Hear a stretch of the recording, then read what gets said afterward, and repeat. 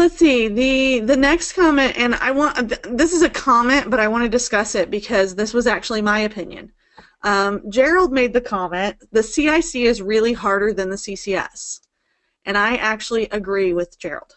When I took the CCS in March. Did you do it as a beta? I took the CCS in right before we went to right before they cut off the testing before the I-10 implementation. They cut it off in like April, and I took it in March, right before then. And I did not, which I had, 12 years experience at that point in time, and I had done a little bit of everything. I did not have difficulties with the CCS. However, when they beta tested the CIC, I was a beta tester for it. When they beta tested that exam, we only got 4 hours to do all of the same thing that's on there now.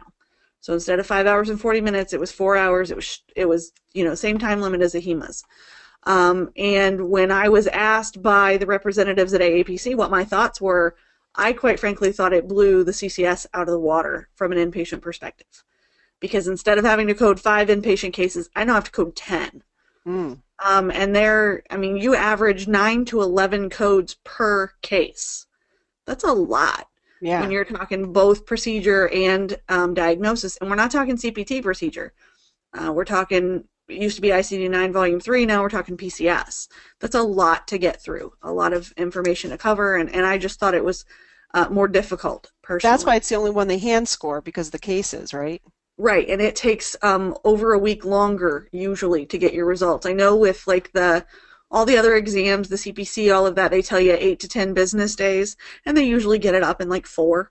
But the CIC says a minimum of 10 to 15 business days, and it's usually in that because it actually gets hand scored by 3 different individuals. Wow. It goes to one individual to key, because when you take that exam, you hand write in all of your codes. Well, first of all, then you got a legibility issue, right?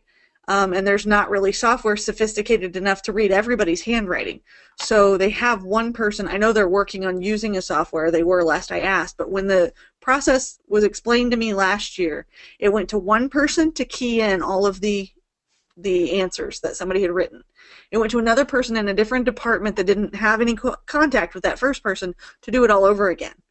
Then the two were butted up against each other, and anything that didn't match got kicked out for a third person to review before it was ever scored, so to speak, just to make sure that they had the right, consensus on the codes that were included there. And as far as scoring goes, I saw a little discussion on... I think Gerald asked the same question, if I understood how the point system works for scoring. My understanding is that the 60 multiple choice questions are each worth 1 point apiece. That's pretty easy.